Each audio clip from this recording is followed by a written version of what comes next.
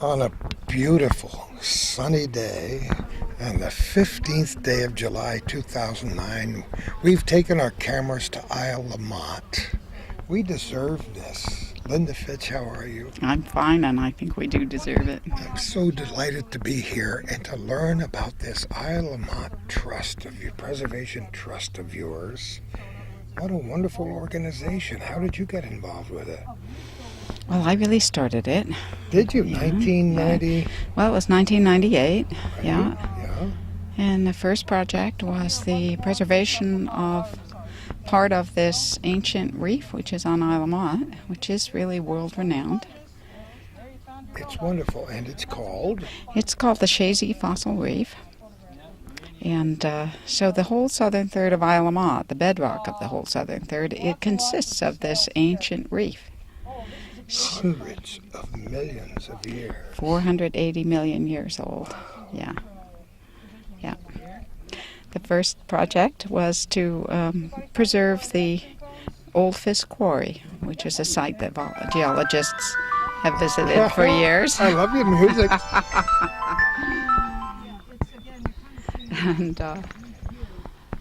And so after that was preserved, geologists wrote to us and said, that's very good that you preserved part of this important reef, but we need you to preserve more because every place you study on the reef on Isle of Motte is a little bit different, and we have to know the whole story. So our board said, okay.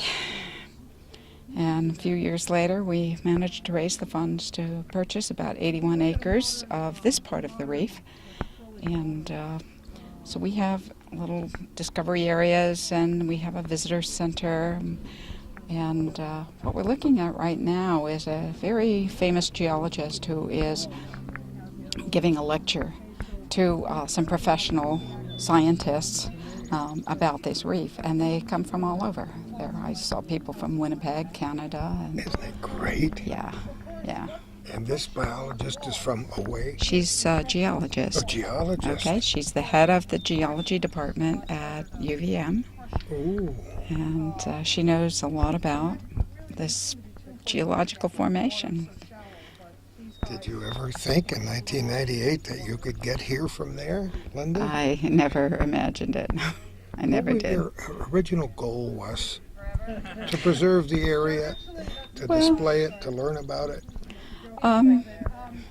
It's a very good question. We were concerned. We knew that this was an important reef. We were concerned about the potential destruction of the reef. There was some talk about starting up a quarry again in the old Fisk Quarry that had not been quarried for 100 years. And that would have destroyed I can't even. And That gives you heart palpitations just to consider that. it gave us heart palpitations too. Because some of the materials from that quarry became famous. Yes, absolutely. In this area. Well, there were originally about 6 major quarries on Isle of Motte, and they were mining out this very beautiful limestone, which is marketed as black marble, and it was sold all over the place. Radio City Music Hall, Museum of National Gallery in Washington. Just to drop a few names, no Just kidding. to drop a few names. Wow. Yeah. So that was an important industry. But at the same time, they were quarrying out the reef. So I think that our final solution was that we have the Fisk Quarry Preserve, which preserves part of the reef. And there's also another working quarry on the island. So I like to say we have a museum quarry and a working quarry. And the name of the game was compromise. It was a win-win situation. And where are we today? We're at the Goodsell Ridge We're at our second preserve, the biggest one, and it's called the Goodsell Ridge Preserve. You know, we've spent quite a bit of time on Isle of Motte for other reasons. And so this is a particular and personal thrill for me to be here today to see this because, as we like to say, we're standing on history. There's not very many places on this globe where you can stand on more history than we have right here. That's absolutely right. So how do you get the funding for your organization? It's a really good question. Beg and borrow? Yes, we beg, we borrow, we go down on our knees. Actually, the money that was acquired to actually purchase these was a large capital investment, and so some foundations and large gifts came in with the help of the Preservation Trust of Vermont and the Lake Champlain Land Trust, and they were our partner organizations that helped us buy the place and preserve and protect the sites. And then it takes some money to run it every year, and so we have fundraisers of various kinds. It's amazing. That just rolls off your tongue like nothing to it. It's hard work. Yes, it is, yeah. And you said you weren't sure you knew how to get here from there. But like many other things I've done in my life, and you too, I bet, you just have to put the boots on and jump in and see what happens. Yes, and you make it up as you go along. What's your background on that? Well, for starters, I got a C in geology as a freshman year in college. Join the club. No, I have more of a humanities and arts background. Yeah. So this was just an accident. Birds of a feather here. This was a total accident. Was not part of my life plan. As they say on Prairie Home Companion, there's a lot to be said for English majors too. You know? Yes, right. Exactly. So what are these people looking at right here? What is our camera looking at? They're looking at, well, first of all, keep in mind, they're looking at a little outcrop of the reef. But if you pull the grass back, it's all reef. So you see a bit of rock there, but you start pulling at the grass and more reef gets uncovered. And anything that you uncover, you can see all these little forms. Some of them are sort of recognizable, some of them are not. But what it represents is a thriving community of organisms that lived almost 500 million years ago, and that was before life came onto dry land. It's amazing. We're humbled by that thought, because here we are celebrating the quadricentennial, the 400th anniversary of Samuel de Champlain's trip down here, and we thought that was a chunk of history. But put millions behind that, and that's what you're talking about here. Yeah, it's very hard for us to grasp that concept. Is there more here than we know about right now, or is a lot of it's hidden, you said? That's such a good question. Really, when you consider, if you walk this land, mostly it's grass and trees and vegetation. Nice enough just that way. Absolutely. And really what we as human beings have seen is a very small part of it. I can't answer your question. My guess is that a lot of it is known, but you never know what you're going to find when you start, doing a little bit of a dig. New kinds of fossils are being found all the time. And for a newbie like myself, I'm sure I would be blown away, intrigued by what is visible. But like every other thing that's all the treasures, the earth and the sky and the water, there's got to be more here than we know about. So this will probably be a trip of discovery for many years to come. Thank goodness well-known geologists like this come here, teach classes, bring people from other countries and other places Absolutely. Here. Do you do regular scheduled tours? No, we don't. We're very new. This Goodsell Ridge Preserve just started about in 2006. Oh, I did not know it was that. It's very new. No kidding. So somebody had to make the pathways. Yes, that's right. Cut down Volunteers have created trails the way and it is? Yep.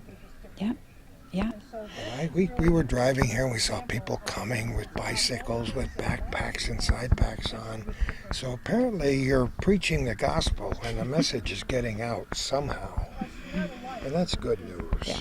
So how large a group are you? How many people right now? Well, we have a small board of about 8 members right now, and but we have a host of volunteers, and I would say, I don't know, if we try, we can dig up 40 or 50 people to do this or that or the other thing.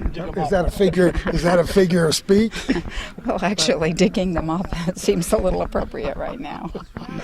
You know, I should mention for those people who we might be fortunate enough to have watching us from other countries on the internet, because this is shown around the world. That internet is a marvelous thing. We should explain that we are on Isle of Motte, which many people pronounce Isle of Mont, but it's the northernmost island in Lake Champlain. So if you look at a map and look at that beautiful lake that we call a Great Lake, no matter what they say, we're right up here in the corner. But it's special in many ways. Are you a native? Not really. I'm 6 months of the year here and 6 months in Princeton, New Jersey. Why Princeton, New Jersey? Do I dare to ask that? Well, it's sort of by accident. I mean, that's a family place, and It's a wonderful place. yeah, I love yeah. it there. But being from Princeton, even though I'm not a scientist, I have a lot of respect for science, and that's one of the reasons that I felt it was so important to preserve this kind of worldwide important scientific resource. That's wonderful. There doesn't have to be a wide divide between geology and humanities Oh, either. absolutely, absolutely. Okay, Yeah. somebody's got to know how to talk about this anyway and write about Well, it. exactly. Yeah, Yes. yeah. So, have you ever done television shows or long articles or radio programs about the preserve? There has been, a fair amount of television coverage, news coverage. We have an 8-minute DVD which we've created, which tells the That's story. great. Wonderful. We have been covered in Smithsonian Magazine. That was maybe the All right, you've the arrived. glitzy. You've that's- arrived. Well, the other thing that was really great is that this year we've received from the Department of the Interior designation of the Shazy Fossil Reef as a National Natural Landmark. And that's a big deal. Oh, It's a big deal. It means that this particular formation is the best of its kind in the entire country, and as far as we know, the entire world. Isn't it wonderful? And we have so many special places on our side of the lake Yes. that deserve that same kind of designation. You Sure. know, the And- Altona Flat Rock region and other places that are geologically fantastic. And as a matter of fact, this designation that I just mentioned includes Valcour Island and Garden Island, which are owned by the Adirondack Park Agency of New York State. And So, you see, many of our viewers have no idea what that tiny little garden island is all about. And it has its own place in our American history, as all these lands do that date back to the Revolution and before. So you live here 6 months of the year, and you love every minute of it. It's a little different from Princeton, I'll tell you that. yeah. But I tell you, the Princeton connection, just to expand on that for a minute, is where I learn a great deal about what we're dealing with here. And one of my most important resources is this woman standing right here. And she has written a series of three. Come on over here, you're in it now, whether you like it or not. Yeah, Jennifer Morgan has written 3 award-winning books for children on science, which really tells the story both of the universe and Earth and life on Earth. So Jennifer is critical to me in helping me develop educational exhibits and, in fact, helping to teach me the science of this. Jennifer Morgan, bless you for writing and trying to inspire children. My pleasure. I think that's our obligation and duty. Yes. Yeah. Because if we can't do that, then the rest of it is going to fall short after we're all dead and gone, you know? Yeah, exactly. What got you started on that mode? Oh, well, my son was 6 years old when I got grabbed by the throat. 6-year-olds will do it. Yeah. By the story of the universe. And so I started to teach him what I was learning, and I could see how fascinated he was. So I started writing stories for children, and one thing led to the next. Yeah, and Isn't I'm that so the way inspired our by lives this go? place. One thing Yeah. led to the next. No kidding. And Yeah. it always amazes me how kids who are 6 and 7 and 8 and 10 how they can absorb this information Absolutely. at a rate that befuddles my old brain. Yeah, absolutely. I think I was visiting here once a few years ago, and these two girls came running in with some gastropods that they had found down on the shore. And they were so fascinated with these little things, which just goes to show that how eager children are. And often we don't realize how much they're learning all the time. It's okay to dish out fantasy and fiction. And I like Harry Potter as much as the next person does. Mm-hmm. This is real stuff. Exactly. Right. There's nothing more fantastical than the real thing. Right? And what 6-year-old doesn't like any of those big words that you can throw at them in your books? And you know, they love the Tyrannosaurus Rex and all the other creatures that live. But even before that, all this took place. Yeah, well, my son was 6 years old, and he said, Mom, there's a word that I just love that you've got to have in the first book about the Big Bang. He says, and that's the word colossal. Oh, isn't it great? Not that I'm calling you colossal, Mom, but so what was your background? You weren't a humanities major like somebody standing yes, next I to you, am. were you? Oh, yes, okay. I am. Absolutely. We have to stick together, don't we? Yep, absolutely. But as I just said to Linda, there is not a wide divide between the study of the sciences and geology and the humanities. So somebody's got to write it down and talk about it. Well, it's all our story. It's our story. It's our story. Don't let her get away from us. Preservation's not great. And we will. Places where there's some silica. Sure. Yeah. We're pointing at you. Thanks Sorry. for visiting. Gordy Little Hi, Gordy. and Calvin Castine Calvin. from how are you? Hometown Cable on the other side of the lake. Hometown Cable. But we love it over here. Charlotte? Yes. We need your help because the driver doesn't There you know go, where see? it is. Oh, Actually, you know what? GPS. Three Linda, I have letters, no idea where GPS. Lakes and Cheese is. Who? Lakes and Cheeses? Shoreline? I have not. We just had a momentary pause to ask for directions. We had a momentary pause. Happens all the time. All right, now what? I forgot your name already. I just got Who here. are you? Charlotte Mertens. Charlotte, we're so glad to have you here today. You teach at UVM, I do. I'm a professor of geology, yes. and I know you're an eminent geologist because we've used the word eminent several times in describing you long before you ever got to the microphone. Okay. You certainly had an attentive audience there today. That particular group was a group of soil scientists that are at a conference at UVM, and the person organizing the conference was a professor at UVM, and she said, these people would love, we're putting together a series of field trips, these people would love to see some of the local geology. Would you lead a field trip? And I said, where do you want me to go? And they were like, well, how about that fossil reef? So I'm like, okay, we'll go in the fossil reef. And she emailed me about that 2 years ago or so. So here you are. it's here I am. Many of us would love to have other people down on their hands and knees, and you had them all down there peering into Curiosity. the rocks and crevices. It's not hard. Once they got an idea what they were looking at, they started seeing things, and then they automatically, regardless of the age, people drop to their knees and start looking around. You know, I want to point, many people watching this have no clue what this reef is all about and what this whole lay of the land is all about. And they're looking through the camera's eye and they see a rock. And you're looking far beyond that. Why is this place so significant for you? Well, there are certain groups. Let's walk over here as we talk. Sure. Go ahead. There are certain types of rocks that have fossils in them.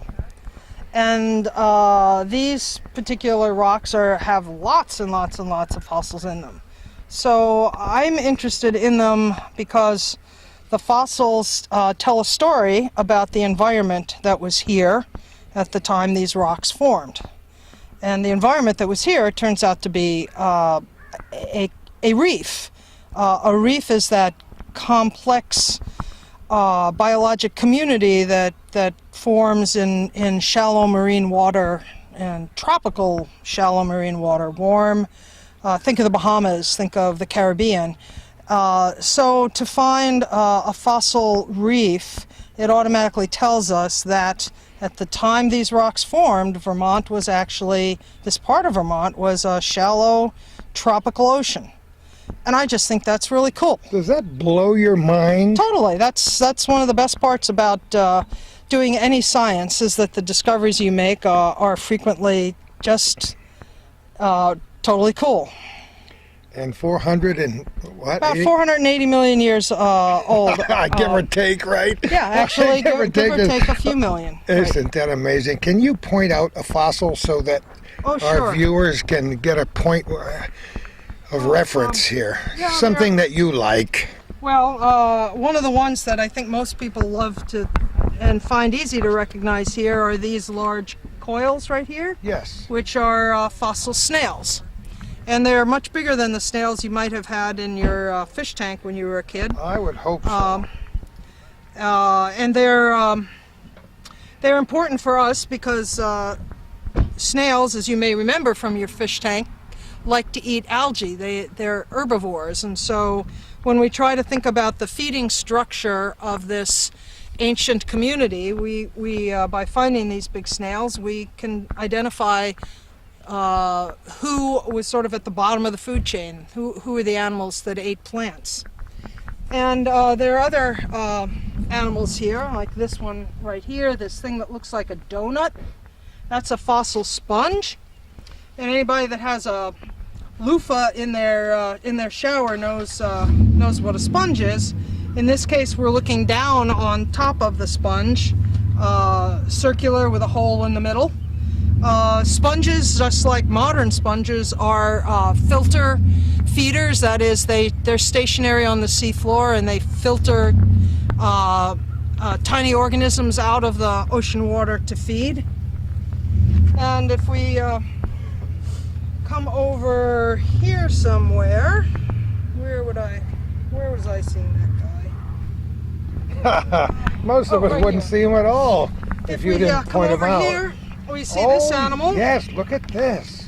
This is an ancestor of the octopus, or actually an ancestor of the modern pearly nautilus.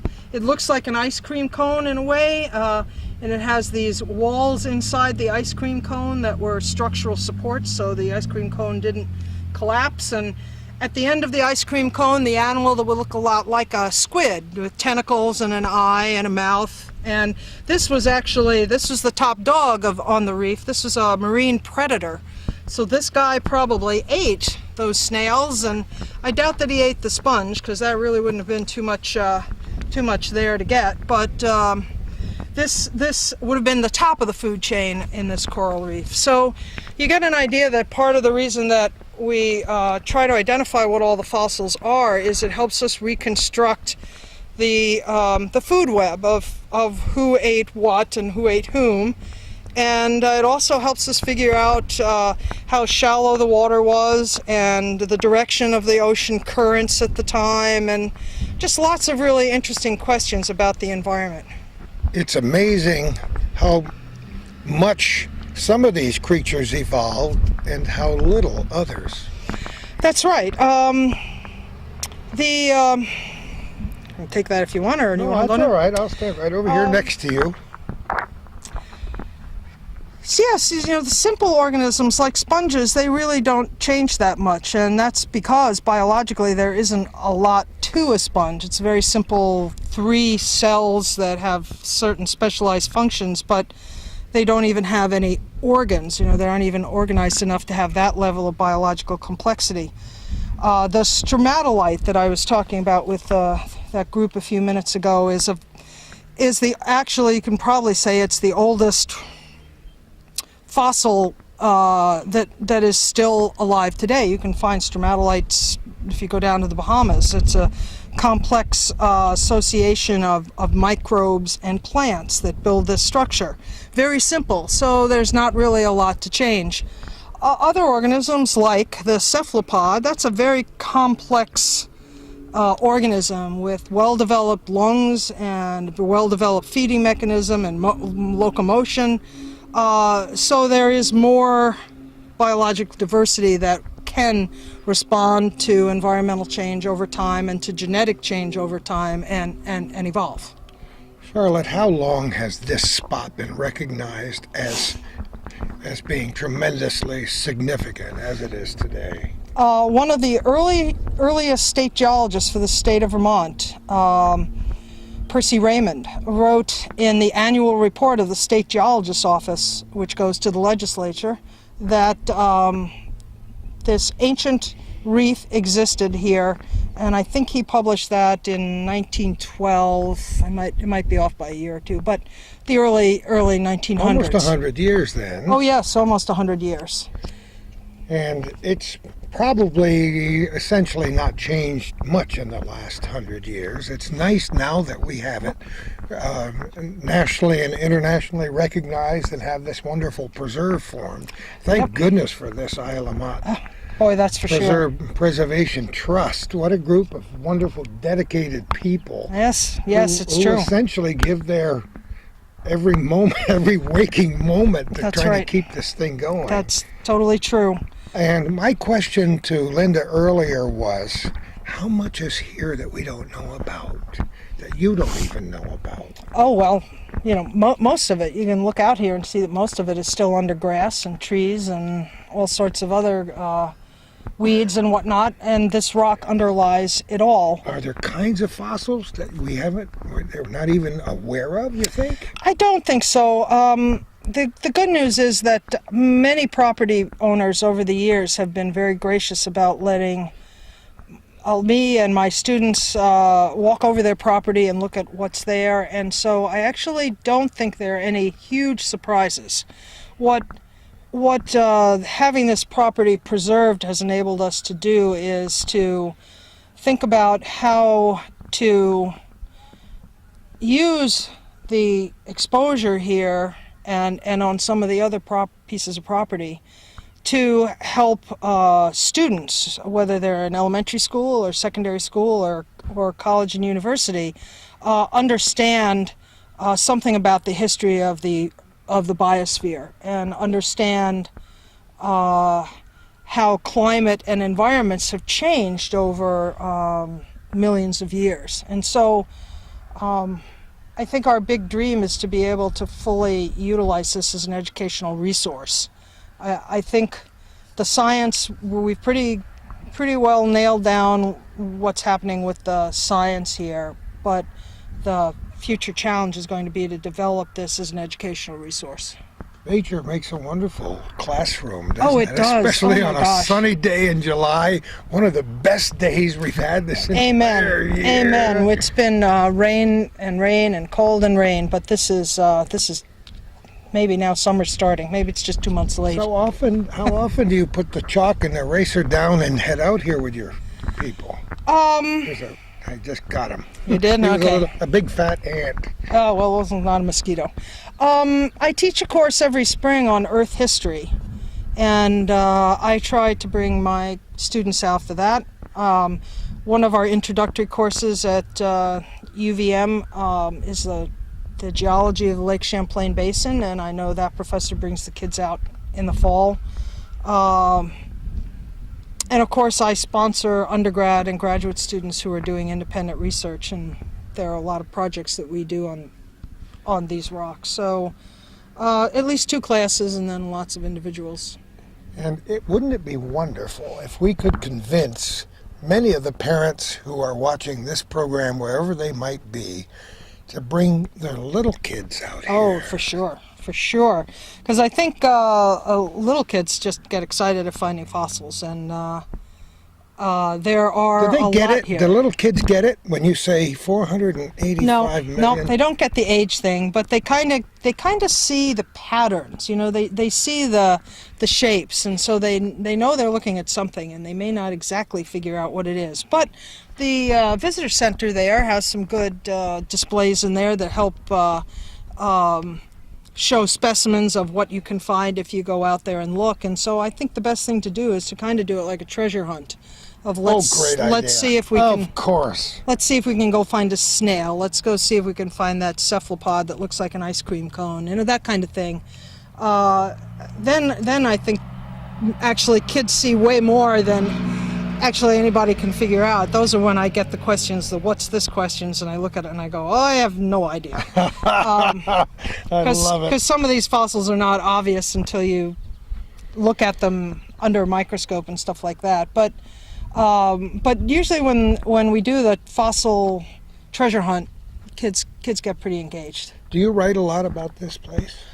The writing that I do about this place is in scientific journals. I'm really hoping, as I reach the end of my research career here. Not for 30 or 40 more years. Well, you're very kind. It's sooner than that, I'm afraid. But I really would like to turn my my writing to material that can be written for the interested layperson, because this is such a great story.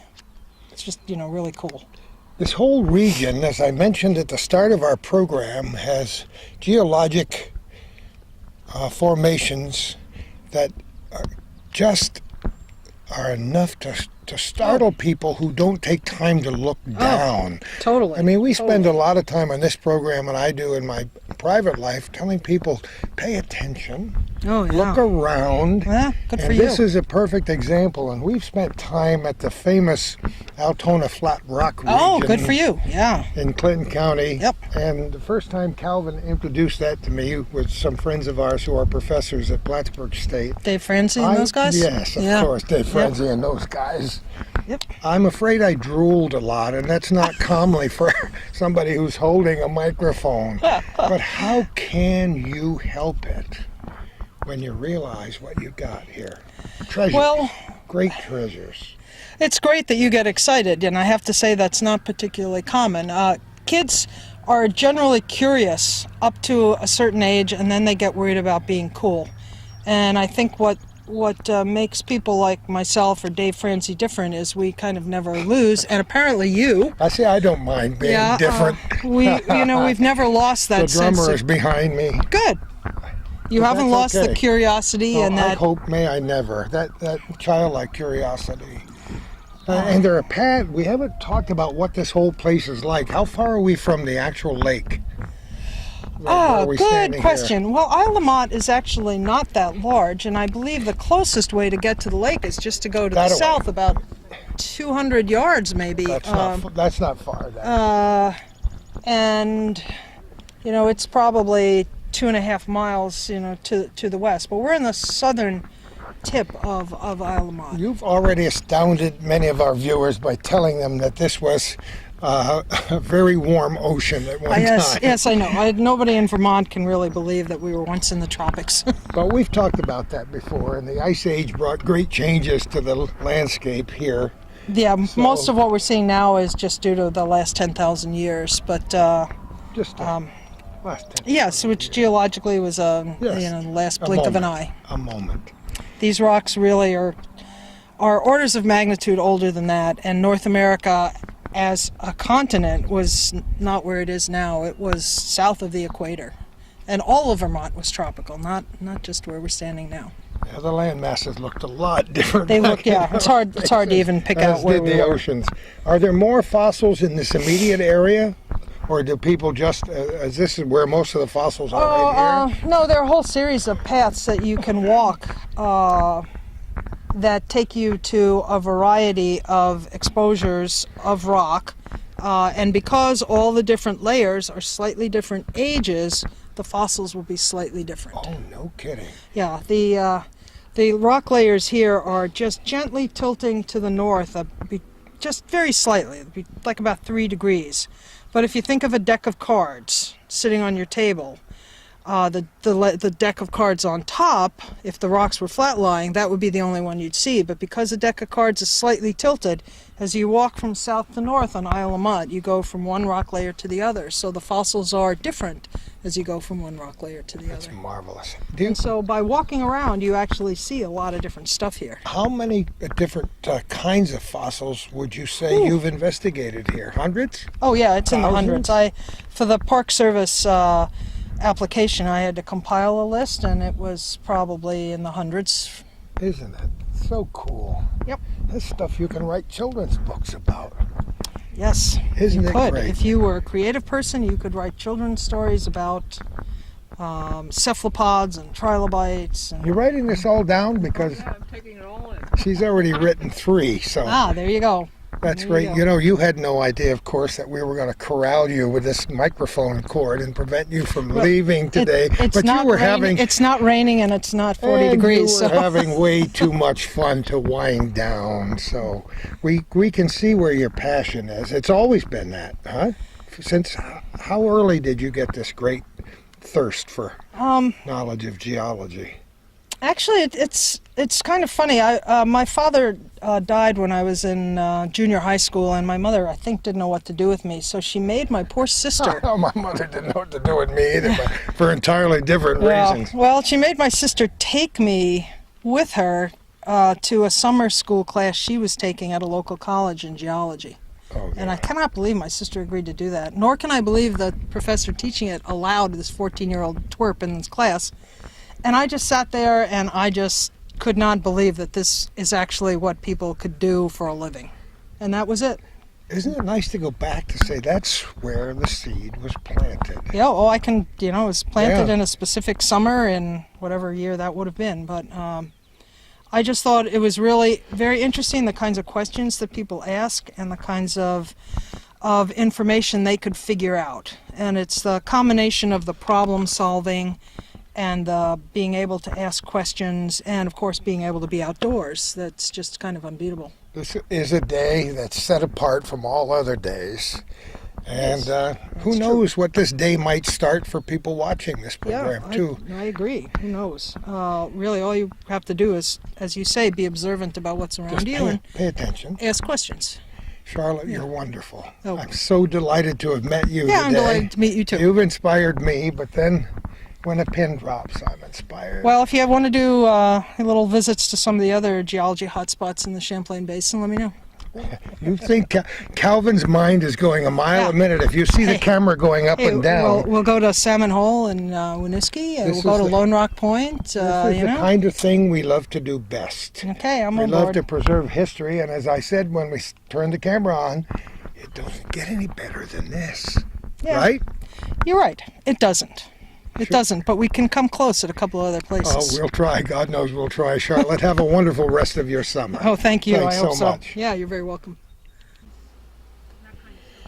The sun is still shining on Isle of Motte. Linda, what did you? I'm sure you had a hand in all of this. How did you figure out what to do? How to put this together? Well, the first panel really tells about the geological history, Right. and it in English and in French. Great I'm idea. proud to say.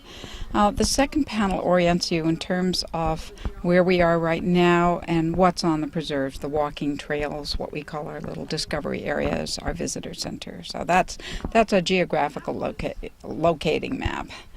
And the third one tells the story of the human history here. In particular, you'll note that it says the Ira and Thomas Le Bombard Goodsell Ridge Yes. Preserve. Yes. Okay, the Goodsell was the original family that owned this land, the Goodsell family. And that would have been back late 1700s and into the 1800s. So we wanted to honor them, which is why we call it the Goodsell Ridge Preserve. Thomas Le Bombard and his father Ira, that's the family that we bought the land from. And what's particularly important is that they were farmers. Thomas Le Bombard is still alive, and but they also learned from the geologists who came here about the importance of the fossils.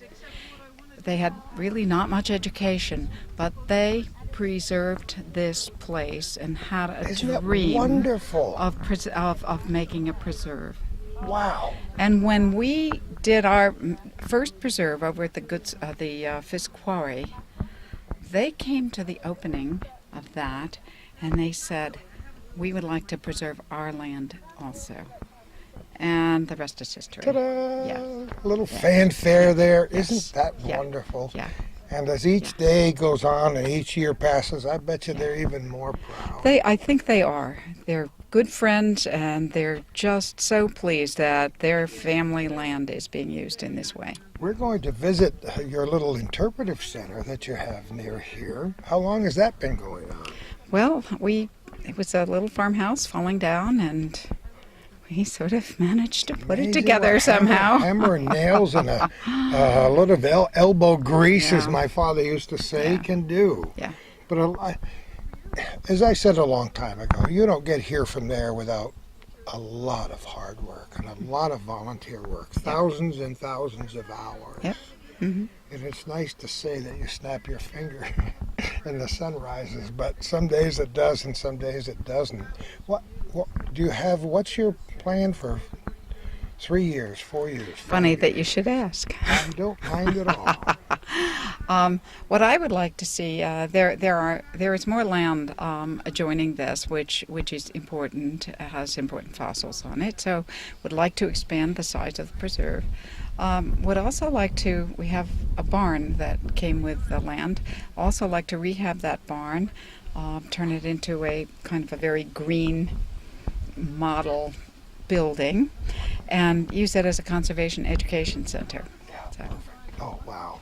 yeah. And that may or may not happen in our lifetimes. Or do you- No. It is a dream, and you have to have a dream, and gotta this start is with a going to dream. happen. Yeah. This is going to happen. That's great.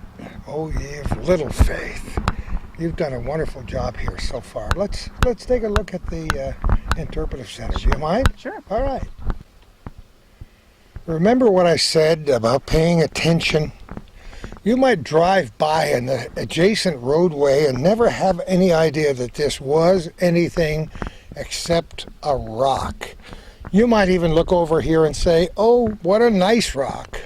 But it's like the Altona Flat Rock. There's so much more than meets the eye. Look at these beautiful fossils all through here, everywhere you look.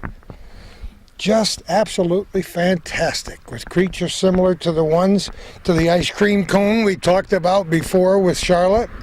We are so absolutely pleased to have met Charlotte and Jennifer and Linda today, because sometimes when I have to ad lib about subjects that are not totally familiar to me, I leave my audience a bit lacking. So today we had the experts, and that's pleasant.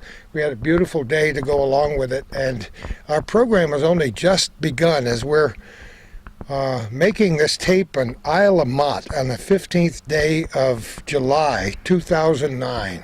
This will be one of those real gems in our little corner, so stay with it, folks, and thank you for watching. As the carnival barker said, we're on the inside. This is the ocean room, Yes. right? Yeah.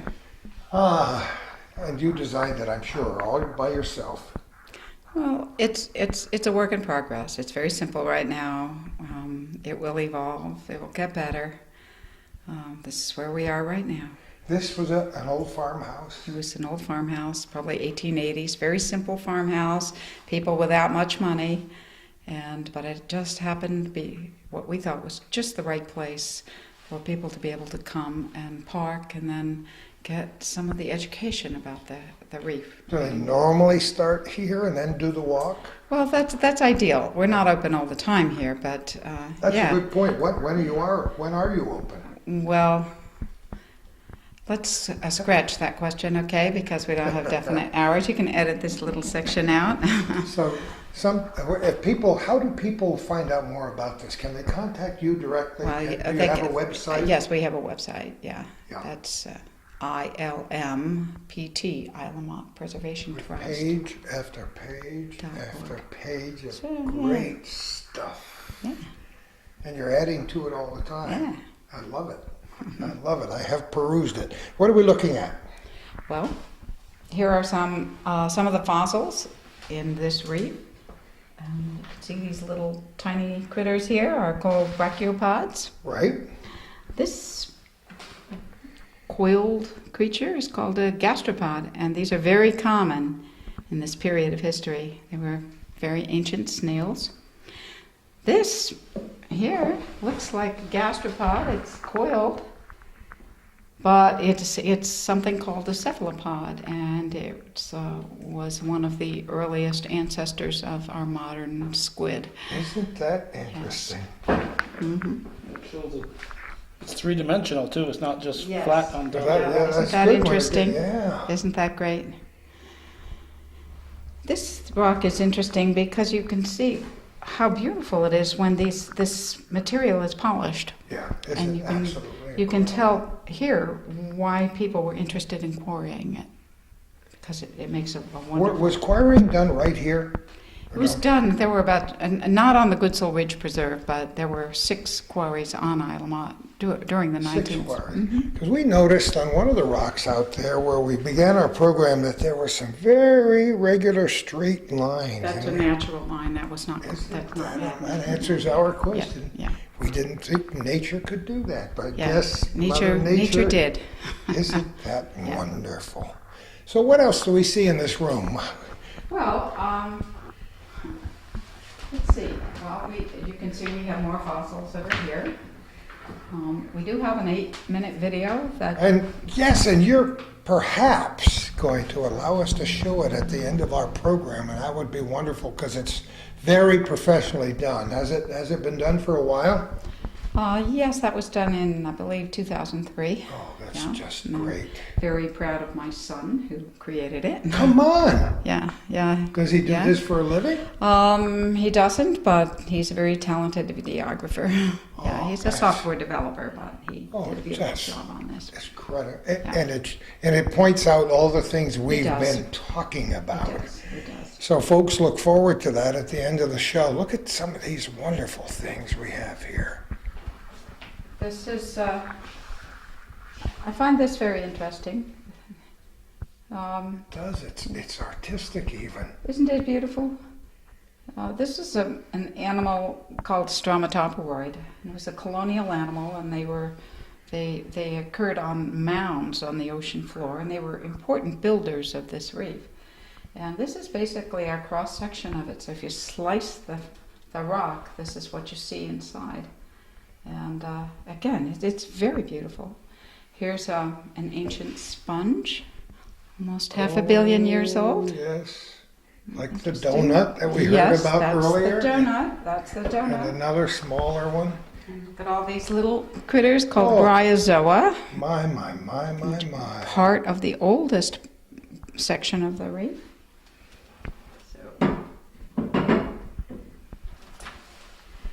One of the things that we also try to give people a sense of is the scale of time.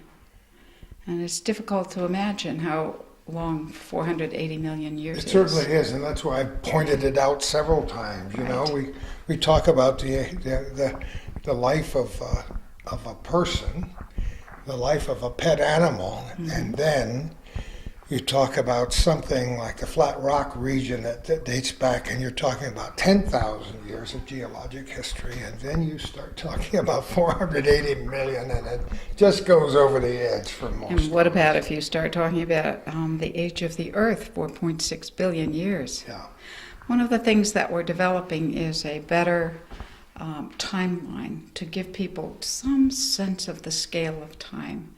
Now, I will show you the timeline we have right now, if you want to. Sure. All right, we're underway Okay. again, and here it is. Well, imagine that this brief little piece of paper represents 4.6 billion years. So we start down here, and the Earth is molten. Yeah. And for a period of time, we have molten Earth. At a certain point, the great rain comes, and the Earth is condensed, and there's condensation, and the steam causes the great rain. The Earth's crust is lithified, becomes solid, and then at about 3 billion years, we have first forms of life, which are single-celled bacteria. And this isn't quite right, but single-celled bacteria rule the world for about 2 billion years. For 2 billion years, it's all about single-celled bacteria. We continue to have single-celled bacteria, but these guys actually are something new on Earth, and they're forms of life that have their DNA in nuclei. Well, all right, so we have, these are called eukaryotes. Here's the bacteria. And we're still going up. We're up to 1 billion years old. We still just have these single-celled animals. And maybe up here, about 800 million years ago, we start having multicellular life. And then we start having animals with hard shells, which enable them to create these mounds on the ocean floor, which are a reef 480 million years ago. Insects, amphibians at 400 million years, the reptiles, the dinosaurs, the mammals, and here's man. Well, that little tiny, insignificant last line on the top. Probably where we should be. In Well, the you overall can say scheme. that, but you met my friend Jennifer Morgan, who wrote the children's books on science, and she says at the time of the Big Bang, of course, all the elements were created, and so one way of looking at human history is that we consist of all these amazing developments that have taken place over this long period of time, that we are all, in fact, made out of stardust. Oh, isn't that wonderful? I knew I liked Jennifer right from the very beginning. Princeton has gone much higher in my estimation than it was when we started this day. That's absolutely terrific. Look at this over here. Now that's one of the illustrations from Jennifer's books, one of Jennifer's books. Who does them? Is that somebody else she knows, or? Yeah, it's an artist that she ran into very serendipitously. Serendipity is my favorite Yeah, word. exactly. This really kind of represents, in this whimsical fantasy way, the time when life had just become multicellular. And first forms of life were kind of soft-bodied animals, sort of squishy, so we don't have many fossils left of them. But this part of the picture represents the fact that animals started at a certain point, about 540 million years ago, to develop hard shells. So this would be a trilobite, for example. Once you have hard shells, then the reefs can start forming, because these hard shells pile up and calcium carbonate mounds are formed, and there we have our reef. Can't wait to check out her books and They're right around the corner. to find out that I just learned about her today. Have you known Jennifer for a long time? Some people in Princeton knew about what I was doing here and knew about what Jennifer was doing, and here are her books. Oh, look. Born with a Bang. And she starts the story, and commercial for Jennifer. Nice size but format, I love these too. books. I love Yeah. these books. She tells the book from the point of view of the universe, and the universe basically says, "My dear Earthlings, Oh, isn't let it me great? tell you how I started." And so I too had a special day when I was born, said the universe. I love But it. it's all cutting edge science Yeah. with all of the What a great way to introduce it to kids, from lava to life and Yes. mammals who morph. It's downright poetic, isn't it? So, yeah, a lot of fun. Oh, that's terrific. So this is the room that people would enter into, this wonderful old wooden floor. Don't you love it? With its humps and its valleys. Yes. So you said this whole Preservation Trust has been around for only since 1998, That's right. 11 years. And who knows what this work in progress will turn out to be. Indeed. If you look out the window, you could have a dream. See that old barn out We there? saw the old barn when we came in, way off in that field there, about 150 feet away, and that's where you'd like to go next. Well, let's just have a dream. Have Yeah. a dream that old barn gets rehabbed and keeps the sort of the lines of the original structure. Reminds us of the past, but it's designed in an energy efficient way, and it's basically about science education, conservation education. And that's Explain what to we'll do. people how they would find this spot if they're coming from somewhere in Isle of Motte. Most people can find this northernmost island on the lake. But it's pretty easy to find, isn't it? Yes, especially if you go on the website and look under directions. Directions would do it. Print it out. Calvin said, "Is this the place?" And we said, "Yeah, this must be the place." So it's easy that way. It's pretty easy to find. Okay. Because people will watch this over in Vermont and want to bring their kids over, or want to have a family outing and come over here and take a nice walk. And this is perfect. And I know the other spot is the quarry, That's right. and that's called the Fisk Quarry Preserve. Preserve. Yeah. How far away is that? About 4 minutes by car. Can we go? Yeah, if you want. I would love to. Let's do that. Well, we've just gone down the road just a very short distance to the old Fisk farm and the Fisk Quarry, which is all part of the Chazy Reef. Calvin asked Linda how it got its name, and it's Chazy is like, what did you say, Potsdam stone? It's Potsdam Potsdam stone. no matter where it is. Yeah. Well, it's just, Chazy it's no just matter probably where where it was first Yeah. identified, and they just keep using that because it's the same stone. And of course, I live in Champlain, and this spot right here is probably closer to Chazy than I am.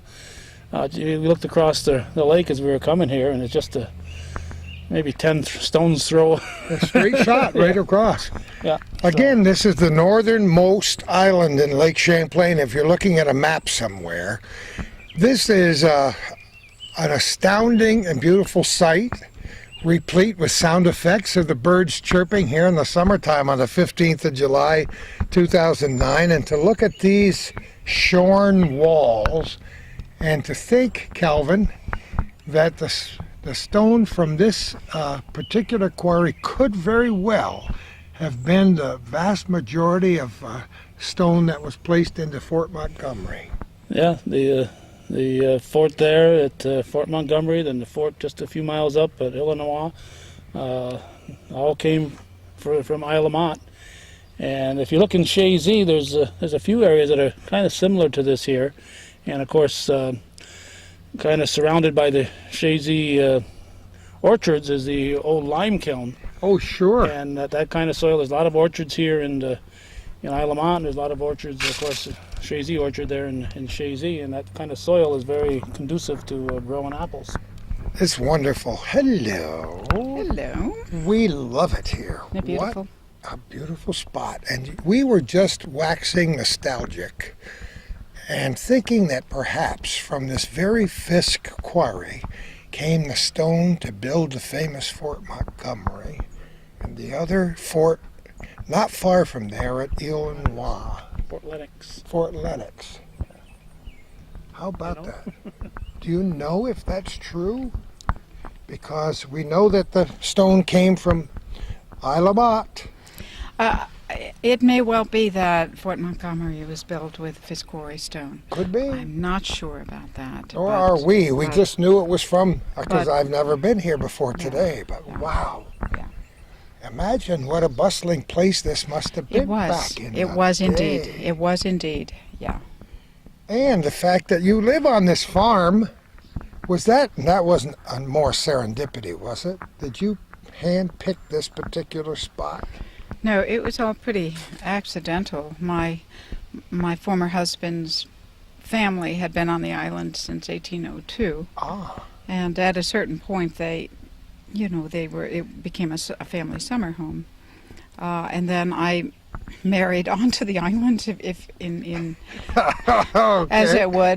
and then my parents decided they should have a place, and we were looking for a small cottage. This was for sale, and it was cheaper than all the small cottages that were around. Isn't that amazing? So it seemed wonderful, and but for several years, we had never come out here. I'd never seen this, and that's hard for us to conceive, because Calvin and I are investigators. We're spelunkers. If there's the semblance of a path, we're going to be going there. there was no semblance of a path. There was and I nothing. It was had- just through the woods. When I first came here, I had a 1-month-old baby and a that is toddler. okay. Now you're getting to the nitty gritty. And when my toddler was about, he must have been 5 or 6, and we had a mother's helper, and all of a sudden he came into the house house and said, "Mom, Mom, follow, come with me, come with me." And he had made his way through this underbrush, and all of this was just total. You must have been petrified And when you saw this. I came. Well, he had come with his nanny, Oh, okay, mother's yeah, helper, so yeah. he wasn't. And I stepped out on this cliff, and I thought, "Oh my God!" How can you not? I thought I was looking at the landscape of the moon or something, yeah. or a Well, Roman Colosseum. oh, or, sure. I, Sure. oh, you it don't. was so amazing. And I didn't even know at that time, what it was geologically. But it's all part of the Fisk property. It's the It Fisk was. quarry. It goes back in that direction, away from us, quite a distance, I would imagine. It wasn't part of the property that we bought, but it had been part of the original Fisk property. I see. So this was a fairly sizable farm back in the day. Yes, the Fisks made quite a lot of money in the quarrying business and had several hundred acres and a grand stone house visited by Teddy Roosevelt in 1901. It would be sacrilegious if it weren't a grand stone house. Think about it, right? And Teddy Roosevelt, Calvin and I mentioned, we drop his name often because we noticed a nice picture of Teddy Roosevelt back in your interpretive center. And he's a major player in the history of Isle of Motte. isn't He's a major player in the history of conservation in the United of States, course. which is the big mission. he? Yeah. We can only guess what he said when he was charging up San Juan Hill. And of course, this is where he was when he heard that the president had been shot. Yeah, exactly. So that was an amazing revelation for you at that was. time. It was. And how many buildings are there extant now on this property? On the property? Well, they're the ruins of the great stone house. It's just a shell, and Sure. then there Well, is that dates back to the early 1800s. 1802. too. And then there's a small cottage made of stone, which we believe to have been the first structure on the island, and that we believe would have been late 1700s. And then there's the horse and carriage barn still stands, and managed to renovate that in the last Good. 10 years or Wonderful, so. Wonderful. And a little cottage right across the road when we don't really know the history of that. And a garage, which is probably 1930 Yeah. vintage. So all these strange buildings. No wonder you want to escape up here. Well, it's not an escape. It's my escape is back to Princeton. Yeah, I shouldn't have. That wasn't very careful. It's an escape for me to be here today. But I imagine you still have a quiet moment every once in a while. When Every you can once sneak in a back while. here and dangle your feet over the side. What's in. really wonderful is to be able to share it. Well, you know what? Hopefully you're doing that today with many, many people through the eyes of Calvin's camera. It's not the same as being here, so we can tell people that if they want to stop up at the other location, they can take a walk almost any time, right? That's right. Hmm. And is there a way to arrive at this quarry that's Yes. convenient? Yes, there is, and I don't know. Well, editing this. Check. Is it on Well, the website? actually, there's a. I mean, if we look down there without falling off the cliff, you can see a kiosk down here. I'm following. Yes, we'll take a look. It'll be a nice visual shot. Okay. Put the kiosk down there with all the information. Yeah. There's a sign out by the road. The lake's in the far distance, so we can get a little perspective. And there's a small parking area just 600 feet down the road where people can And that's park. something you developed since you started this preservation. Isn't it Me time? and the board. Time for a nap, isn't it? Mm-hmm. Yeah. But you did it because it seemed like a good idea at the time, and it was a great idea. It's so beautiful that it needs to be preserved and it needs to be shared. And I hear the biggest frog. yeah. It's a big old bullfrog down there somewhere swimming around. And that's one of the special things about this place too, the habitat that's here.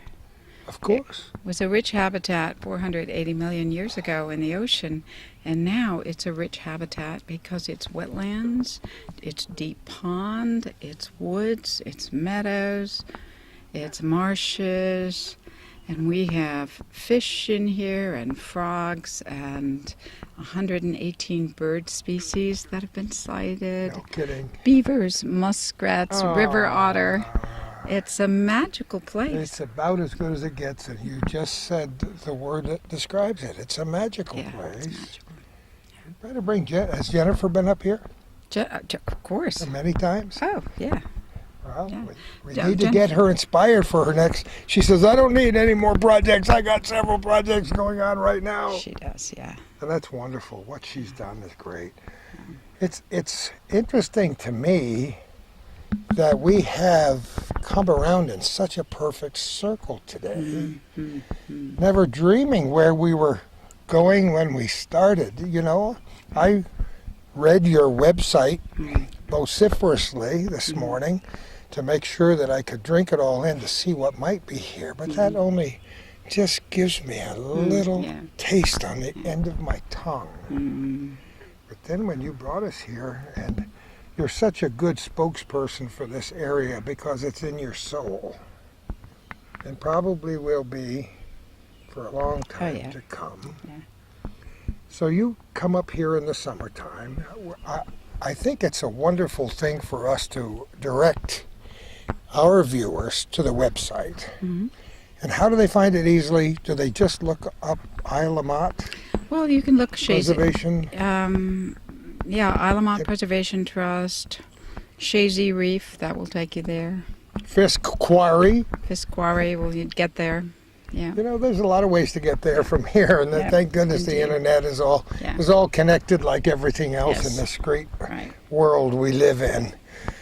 So, are you looking for new members of this trust, or are you at an optimum number? You said you can solicit people who may or may not be actual members at the time if you need them, but Yeah, it's volunteers is what we would be looking for to do various things and to help maintain the preserves, to learn how to be a docent or a guide, to help with the tours, to help with the education of children. Just lots of things to do.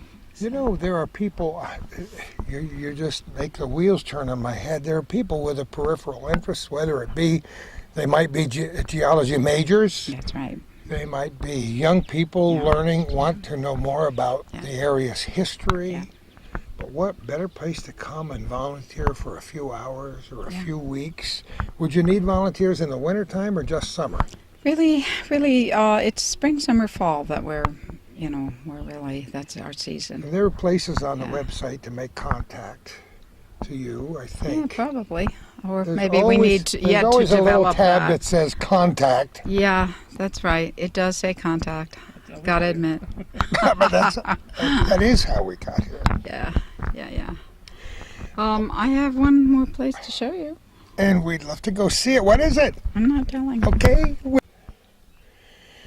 You said it would be a surprise, and it is. What a beautiful old barn. Yeah, this was the barn owned by the Fisk family in the 19th century, who owned the quarry, which is now a preserve. And my family, this has been a family place since 1970, but we restored the barn. We have art shows here now and concerts. And what I like to say is that on Isle of Motte, art supports science, because It is. any money that comes in from any of this goes right to the Preservation Trust. And so we have both worlds. So We you have the art, you have music, Yes, we do. little concert every now and again, Yes, regularly through the Yes, summer. and absolutely, fall? every Sunday afternoon. No kidding. Oh my goodness. I hope it's publicized widely. Look at the age of this old bench. Mm-hmm.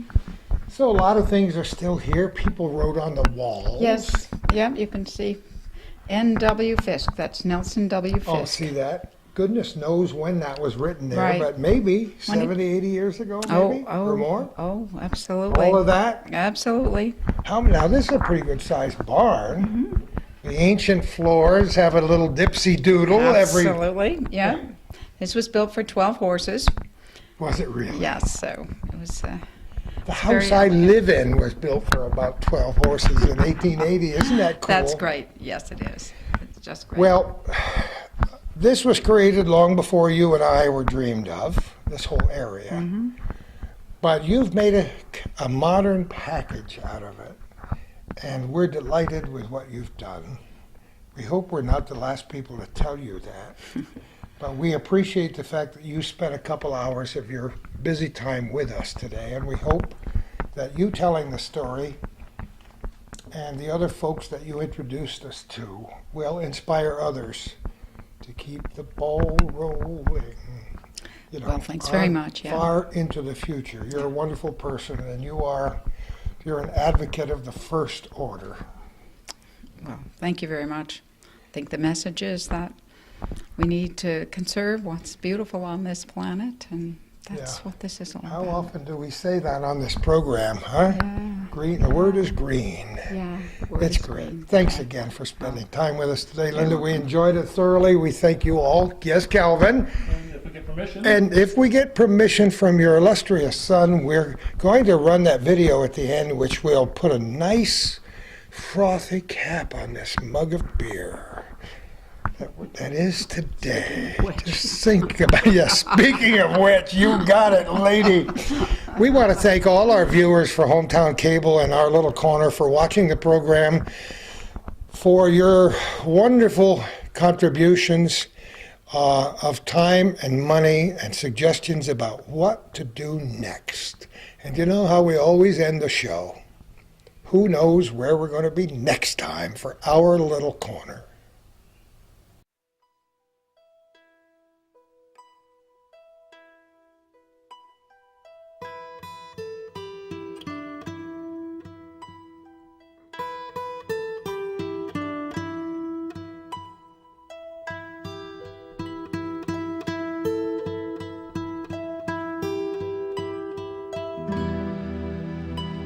Lake Champlain, located between northern Vermont and New York, is the 6th largest freshwater lake in the United States, almost like a small inland sea.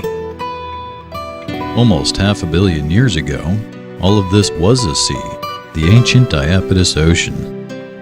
This ancient ocean, in the landmass which would become North America, was south of the equator, where Africa is today.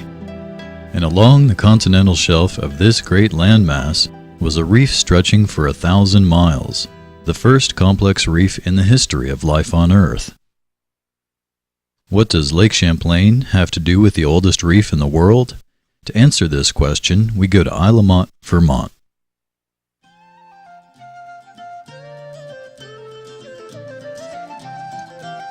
The town of Isle Motte was the site of the first European settlement in Vermont in 1666. Many houses date back to the 1800s. Historic preservation is a strong community value. Thanks to the Preservation Trust of Vermont, the Isle Motte Methodist Church has received a new lease on life.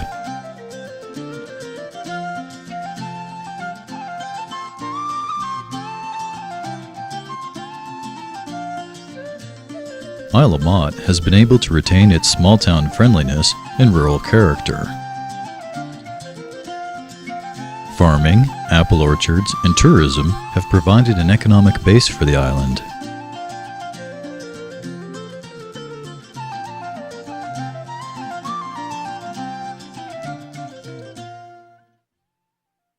Throughout the 19th century, 6 quarries on Isle Motte produced a famous black and gray limestone. It was used in the building of the Brooklyn Bridge, Radio City Music Hall, and the National Gallery of Art. The stone was loaded onto sailing boats called pin flats and shipped all over the country. Quarry workers may have wondered at the strange forms in the stone which they cut out of the island bedrock. As early as 1900, scientists had begun to identify these forms as fossils of marine animals of astounding antiquity, almost 500 million years old. It stretches the imagination to learn that 480 million years ago, during what geologists call the Ordovician period, Isle Motte was a reef in a tropical marine environment that lay beneath a shallow sea. There was no life on dry land, but the ocean teemed with life.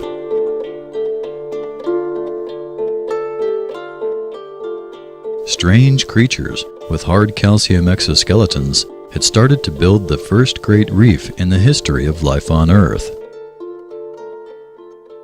Although the Great Reef once stretched for 1,000 miles along the proto-North American continent, only a few traces of it remain today. The most complete fossil record of this great reef is on Isle of Motte. Scientists have discovered that the bedrock of the entire southern third of the island has tilted to reveal the layers of several million years of evolution of the ancient fossil reef. This enables us to explore these time periods simply by traveling from south to north on Isle of Motte. On the southernmost tip of the island, the oldest layers of the reef began as simple mounds on the ocean floor, consisting of one or two species of twig-like creatures called bryozoa. Later reef layers reveal the earliest fossil record of coral in the world. After that, the dominant reef builders were cabbage-like colonies called stromatoporoids. Finally, in the upper or youngest layers of reef, we find an explosion of biodiversity, from mounds rising off the ocean floor, made by just a few ancient marine animals. The reef suddenly became a complex ecosystem with many different species. The youngest reef layers on Isle of Motte represent the earliest appearance of a complex reef-building community. It is of critical importance for future generations that these scientific and ecological treasures be preserved. Linda Fitch is the founder of the Isle of Motte Preservation Trust. The Ordovician Reef on Isle of Motte is a scientific resource of extraordinary value. It's a time capsule of the beginnings of reef building. Scientists have studied it for years and have long urged its protection. The mission of the Isle of Motte Reef Preservation Trust is to protect as much of this scientific treasure as possible. In 1998, the Preservation Trust of Vermont and the Lake Champlain Land Trust helped us to raise funds to purchase and to protect the old Fisk Quarry. It's now called the Fisk Quarry Preserve and is a nature and geological resource for visitors, including tourists, school children, university students, and scientists. In the quarry walls, you can see the fossils of the stromatoporoids, great cabbage-like animals which were the main builders of this part of the reef. Just a mile or so to the northeast of the Fisk Quarry is the most famous reef site of all.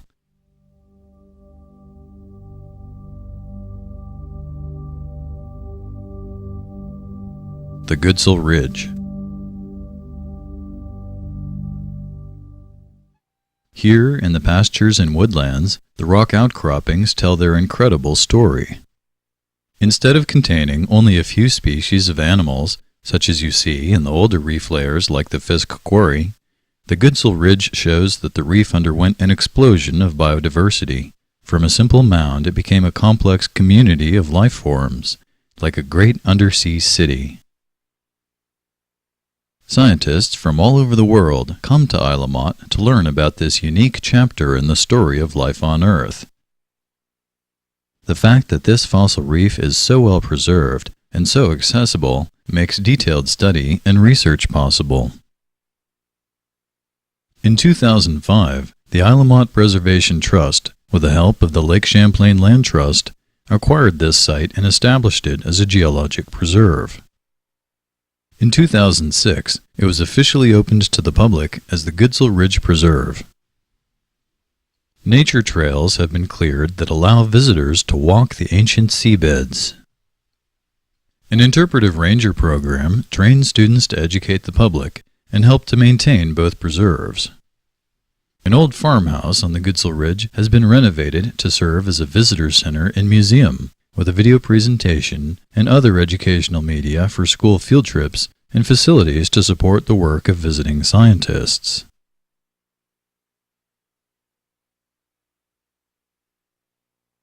The fossil reefs on Isle of Motte are a conservation treasure for the state of Vermont, the nation, and for visitors from around the world. These formations are unique and are of great scientific significance. They offer a rare opportunity to study a critical period of our evolutionary history that lasted for millions of years. By better understanding the evolution of life and biodiversity on Earth, we better understand our own place in nature.